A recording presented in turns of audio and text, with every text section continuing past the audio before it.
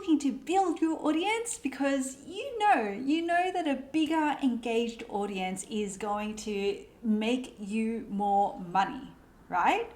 So why wouldn't you want to? And who here wants to know how simple it is to actually do this, to actually build your audience? Because that is what I'm going to show you how to do by the end of this video. So if you stick with me, you are going to know my 3 secrets to building your audience. I help entrepreneurs just like you find and connect with their raving fans or with your raving fans using virality marketing.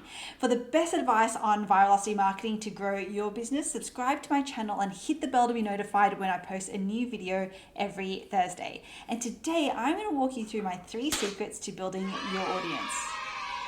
Now, I'm going to get started. I'm going to get started with a little bit of a story. This happened over 10 years ago. Over 10 years ago, this called Drew Houston did a presentation. And I don't know if anyone knows who Drew Houston is, and I'm not surprised if you don't, but he's actually the founder and CEO of Dropbox.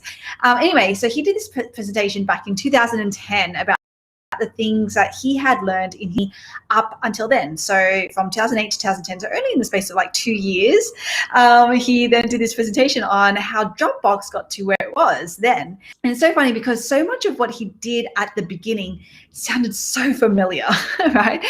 I think it's incredibly similar to the approach that I think many of us take, or think that we need to, at least, that this is the approach that we need to take. And that's to start buying some ads. And in his case, now back then in 2009, 2010, it was more Google, right? So he spent a lot of time and money buying AdWords on Google, and then also trying to get some PR, right? Now they were doing okay. They were doing okay. I mean, their user base was still growing somewhat, but their cost of acquisition was around something like the $300 mark. Okay, so I don't know about anyone else, but yikes, having to spend $300 to acquire a customer is painful. And it does not sound like a very sustainable business, right? So he started looking into what was going wrong, and he realized that he was feeling this pressure or this guilt to do things the traditional way. And back then, that was what people knew, right? Spend money on ads and PR. I mean, that's even the same today, to be honest. But it was even more so back then. But when he was thinking about it, it was just not working for his business. That traditional strategy that he was implementing had to change, and he knew this. And so he delved a little bit deeper, and he saw that there was actually a pattern. There was a pattern in how people used or found his product. And it went a little bit like this. I hear about Dropbox from a friend, or I read about it in a blog, or I read about it somewhere, right? Don't know. I think, I didn't even realize I needed this. But you know what? I'm going to try it anyway, because I'm hearing about it from friends. They're telling me it's good. It's the bee's knees, so I'm going to try it out. I tried out and I realized, wow, this actually works. And then I'm unexpectedly happy, surprised and delighted. And then I go tell my friends. All right. And by the way, right, who just heard that and was like, that kind of sounds like how my business works too, right? That kind of sounds like how maybe I get customers for my business. I get people buying from me, because this is not unique to Dropbox. This is actually all of our businesses, all of them, right? There are very few businesses out there, especially ones that operate online, that customers actually need, right? That they're deliberately searching for. And again, this comes back to why things like Google Ads just were not working for them, because people were not searching for these things. And for a lot of you guys, I'm sure that's also the case. A lot of times they're probably not searching for the thing that you're selling. There's probably not all of this pent up demand for what you're selling, that those floodgates are just going to burst open with sales on their own. Okay, that's probably not going to happen. And so we hear about brands and products from a friend, or we read about it somewhere, and a lot of our customers will hear about us from a friend, or they'll read about it somewhere, and then that's why they buy, and that's how they try us out, right? That's just how it works. And it's why back then Dropbox's floodgates to users hadn't kind of burst open yet. It's why probably your floodgates haven't quite burst open with sales yet. And so with this knowledge and this information, what did Dropbox do? What was their one secret to building their audience? They focused on how their users were actually finding out about them, and what they would do when they were surprised and delighted by them. Okay, so they focused in on that area. And what was that? So what did they do with that focus? They did what was inherent in our nature, right? What it is that we do as humans, as people. They shared, they spread the word. That's what we all do, right? When we're surprised and delighted, we want to share about. And I did training on this already, so this should be a surprise to anyone. Now, what Dropbox did not do was say, okay, great, I'm just going to sit back and I'm going to let it all happen naturally. Okay. And I know that's tempting, and I know that a lot of us do that, right? But they did not do that. No, what they did was they saw what was happening, and then they doubled down on it. They thought about how they could now engineer virality into building their audience, into building their user base. That's what they started thinking about. And that's when they did things like giving users better tools to actually share, right? So they actually helped facilitate the spreading of the love. They put in a referral program with two-sided incentives, okay, which in and of itself got them something like 60% increase in signups. And they also did a really boring thing. They invested in analytics, right? Really boring, but they did that. And they started running a lot of tests and a lot of split tests. They started running a lot of surveys. They started optimizing their sign-up flow, their landing pages, right? Because they knew that they were running blind if they did not rely on the data. And that was when they exploded. Okay, so within 15 months, they grew by 3,900%. Like, how is that even possible, right? They went from 100,000 users to 4 million and became a unicorn. And all of that growth was by focusing on one main thing, and that was one main thing to build their audience. And that is something that I've coined the term. They didn't use this term, but I've coined it leverage loops. And leverage loops, this is going to be the thing that's going to help us build our audience. Okay, it doesn't matter what industry you're in, it doesn't matter what you're selling. Leverage loops is going to be the vehicle. It's going to be the thing that you're going to need to start implementing in order to build your audience. Now, I've studied quite a few different ways that many businesses across all different industries have implemented different versions of leverage loops over the years. And I've distilled them down into some high-level ways that you can start to implement yourself. Okay, so let me know if you are ready to get into how you can build your audience. Okay, let me know in the comments. So drop me some fire emojis, drop me some boom emojis if you're ready to get started, because I have, as always, 3 secrets to share with you on how you can build your audience. So the first secret is to work out where and how you're going to actually implement a leverage loop. There are some that are a little bit easier, okay, and they focus on existing customers versus brand new ones. And they also have slightly different outcomes or results, okay? So it's really going to depend on what outcome you're looking for and where you're actually trying to drive this traffic from. Now, once you know what some of these are and what they're used for, then you can actually make a much more informed decision about which of these are best for you and your business. So before I get into it, let me quickly what a leverage loop is, because it is a term that I've made up myself, that I've coined myself. Now, a leverage loop is where you are creating a mechanism by which you are incentivizing someone to share with their network. And the way this mechanism works is that then the next person, so the referee, I guess, they are then incentivized to share. And then the next person is incentivized to share, and so on and so forth. Okay, and so that way you have these leverage loops in place. So do you see how the leverage loops work? Do you see how powerful leverage loops can actually be? It is fundamental to virality marketing, which is what I teach, because when it's done right, it can be the quickest and way for you to actually acquire new potential customers. So with that said, let me run through some of the different types of leverage loops that so you kind of have an idea of what's available. Now, one of my absolute favorites is what I call a virality contest. Now, the reason why I'm a fan of these is because they're super easy to do, and they're quite a bit of fun as well. Well, I think so anyway. And you can actually start the leverage loops, and this comes back to what I was saying at the beginning, which is, you know, some of these leverage loops have different outcomes, different results. They leverage different audiences. Now, this one is kind of like particular because it actually leverages your non-existing customers. Now, this is important because most leverage loops out there do start with your existing customer. right? And I'll go into a couple of those as well. As in, existing customer that's already bought from you in the past. But the Viralosity contest is one of the few where people can get involved. Like, you can actually target people who aren't yet a buyer of yours, but they might be interested in the thing that you are selling, in the space that you're in the niche that you're targeting, right? Now, the way that it works is you run a contest, and not only do people enter for a chance to win the contest, but they actually get more points by referring others into it.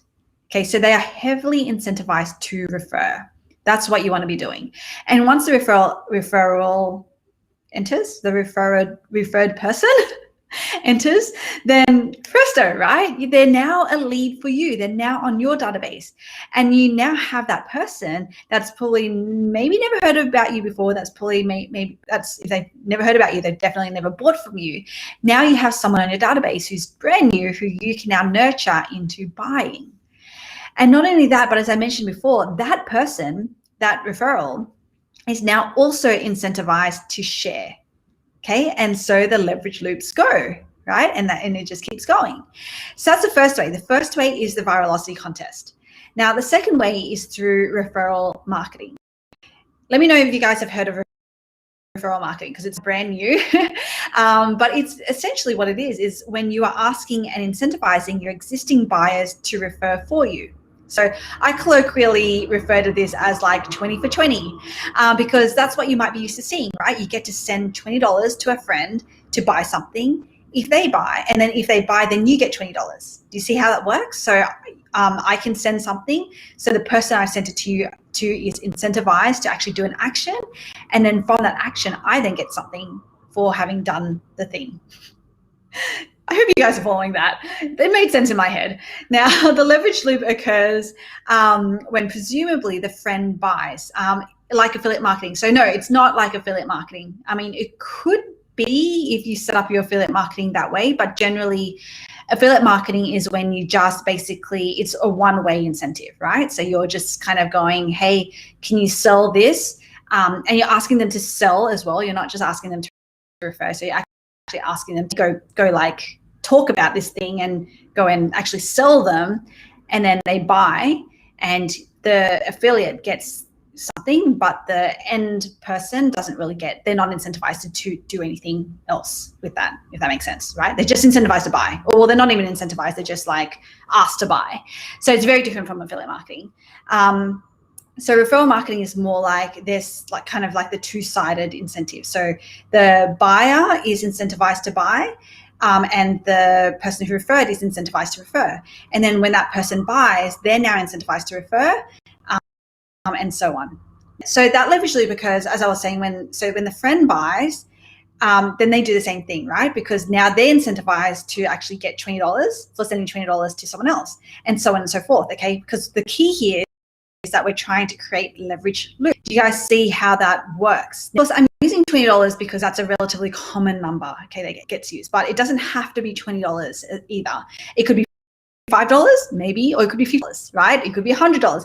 It really depends on, your offer, you're selling. It depends on the price of your products and what actually drives the behavior that you're looking for. If $20 isn't that is going to get your customers excited, then it's never going to work. But I'll kind of also come back to this. Okay, so that's like, so we've got Viralosity contests, we've got referral marketing, and then the third is what I call an ambassador program. Now, this is different from when people call, so I know that it's a commonly used term for influencer marketing, right? So we get influencers on and they're ambassadors of our brand. Now, I'm not talking about that. Okay, that's not what I'm talking about. So park that.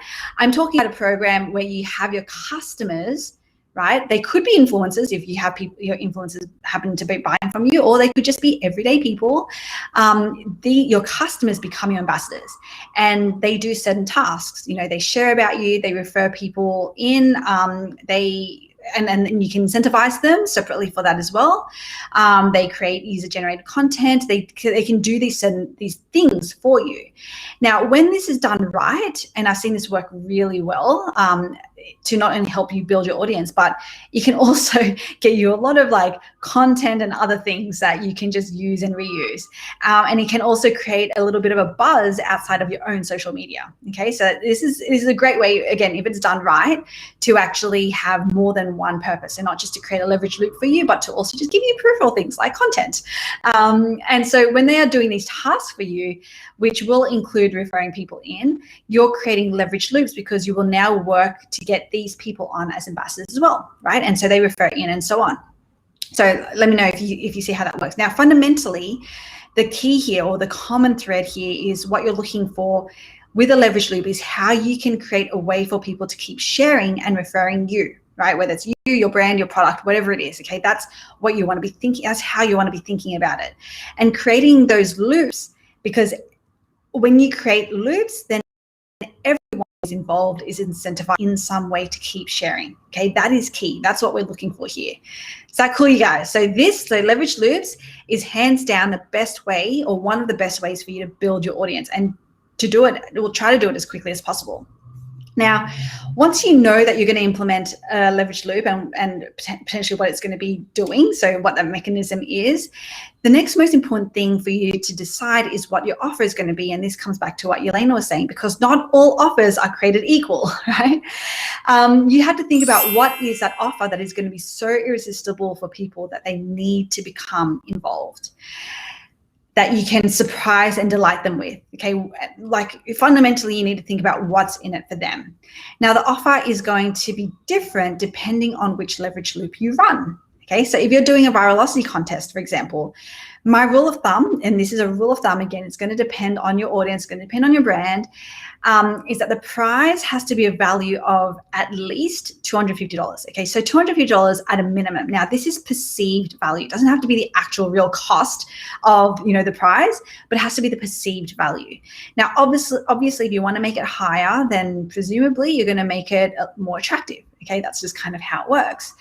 Now, I was just actually speaking to this morning, I was on a call with the founder and CEO of UpViral, and we were talking about this, and his kind of approach to it is, how can you create something that is exclusive?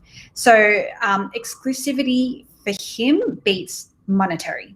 All right, so I've kind of put a threshold, a monetary threshold, but I would layer that with the fact that if you can make it exclusive. So an example could be if you have like a really limited drop. Say there's like, you're only ever going to manufacture 10 of these sneakers, and one of them people are going to win. Like, that exclusivity is going to actually be really compelling. Okay.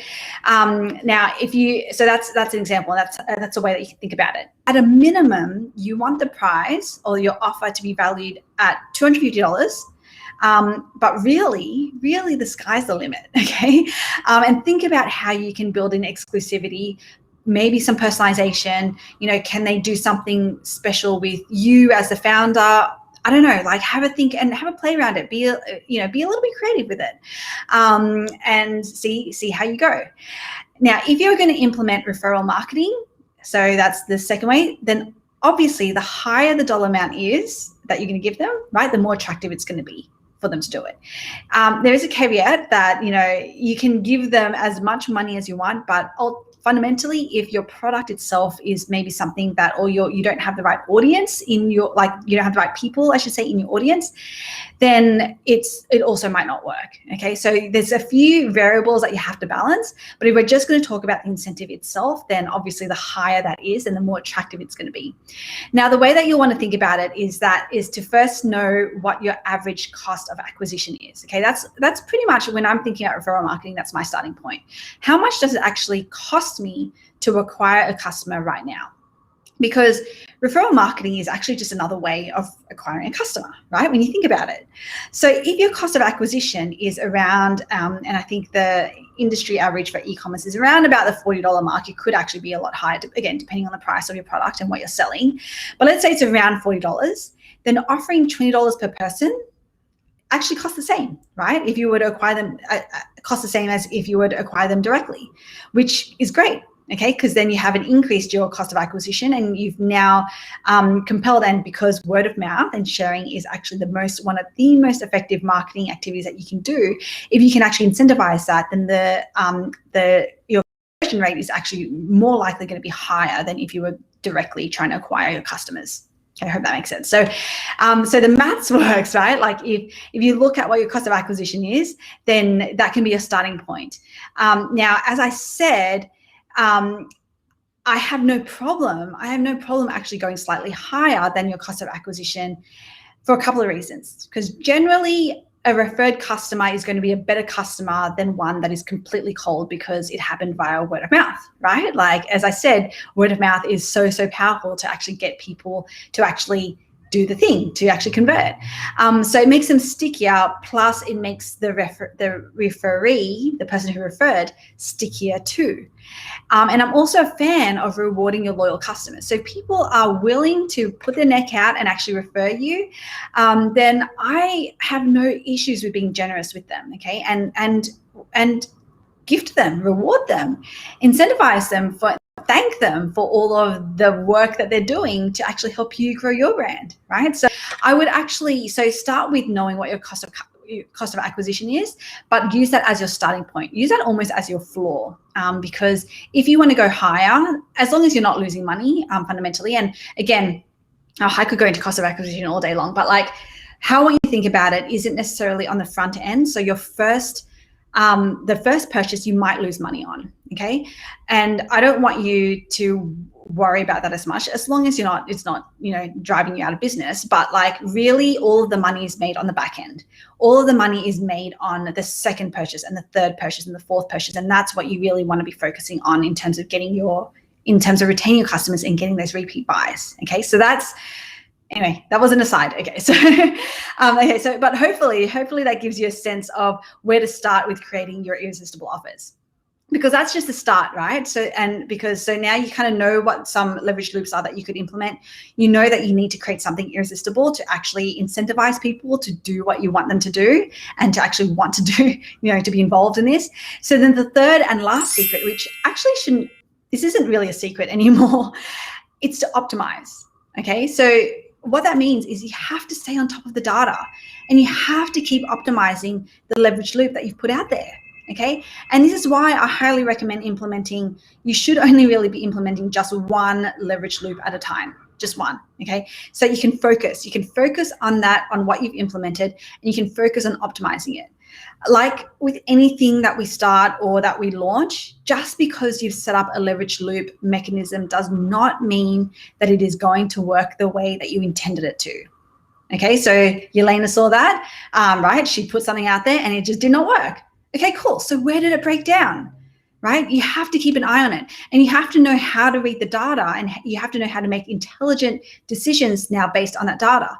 So the main thing that you should be looking out for is, are people entering, right? Are they actually signing up to be part of this thing? If they're not, then likely it's because your offer isn't attractive enough, or maybe you just haven't communicated it in a way that they understand or that makes it actually super compelling, that makes it super enticing. All right.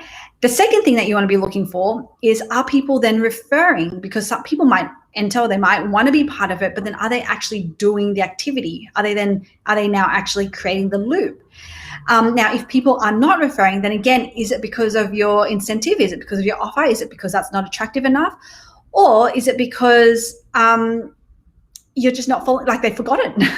They've forgotten that they're meant to do that, and you have to actually follow up with them, right? Because obviously we would like people to be referring then and there, right? On the spot. Awesome, as soon as they enter.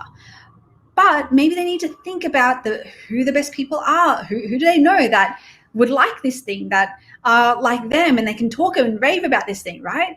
And so maybe they actually need a little bit more time to do that, to think about who is best, and to actually send that email or write that post or whatever it is, which means that it's going to be all in the follow-up, because a lot of times, as I say time and time again, life takes over. We all know this ourselves, right? Like we sometimes have the best intentions to do something and then we forget because life takes over. And that is no different for our customers, for people who we want to be engaged in our leverage loop. life's going to take over. So we need to follow up with them. So if you're seeing that you have quite a few people entering, wanting to get involved, but they're not actually doing the thing, they're not referring, then the offer itself is might be pretty good, might be pretty attractive, which means that now you need to focus on the follow-up, okay, to get them to actually start referring. Because fundamentally, when you implement a leverage loop, you want to ensure that the loops are actually happening. Okay, does that make sense to you guys? Like, that is key. That's what you want to be doing. So throughout the whole process, you want to keep an eye on whether people are taking you up on the offer, and then whether they're doing it. Right, they're actually referring. And then you want to ensure that the referrals are having a great experience. You guys, you cannot just like sit on your laurels here. This is where the surprise and delight comes in. This is how the leverage loops become really, really effective, is when you start to give them a great experience, when you surprise and delight them, and then they are compelled to keep the loop going. Okay, that's what you want to be doing. And again, if I've done trainings in the past about how you can surprise and delight and things like that. So go and watch those if you need a refresher. But fundamentally, that's what you want to be doing. Okay, got it? So I ran through that really quickly because I realized I'm running out of time. So let's just quickly recap on the 3 secrets to building your audience. So the first is to work out where and how you are going to implement your leverage loop. Okay, and remember that a leverage loop is where you are creating a mechanism by which incentivizing someone to share with their network. And the way this mechanism works is that they share with their network, and then the next person shares, and so on and so forth. So then you have these loops going. And examples of those include virality contests, referral marketing, ambassador program. Now you want to create an irresistible offer. Okay, so what is that offer that is going to be so irresistible for people that they need to become involved? And then the third thing is you need to read the data and you need to optimize. Okay, so you want to keep an eye on whether people are taking you up on the offer and whether they're actually doing the thing. Are they actually referring? And then you want to ensure that the referrals are having a really great experience so that they are also compelled to keep the loop going. So with that said, comment below and tell me, which type of leverage loop are you going to implement right now, today? And now you know exactly how to build your audience using my 3-step, 3-secret foolproof method. But what about implementing? I have for you a 1-page cheat sheet that you can have on hand as you are putting the things in place, and you might need a refresh every now and then. You can come back to that one cheat sheet. So if you want that, just click on the link below and my bot, Dee the bot, will shoot that straight over to you. And if you want to take what you've just learned to the next level, then come and join my free community of entrepreneurs where I go into even more detail, have more free live training and audits, free live audits in the group that I do on growing your business. So go ahead and join my Facebook group on the link below. Now check out this video next on how to engineer your raving fans, and this one down here on building your tribe. And if you like this video, hit that like button, be sure to subscribe and share it with all of your friends. And I cannot wait to see you in the next video.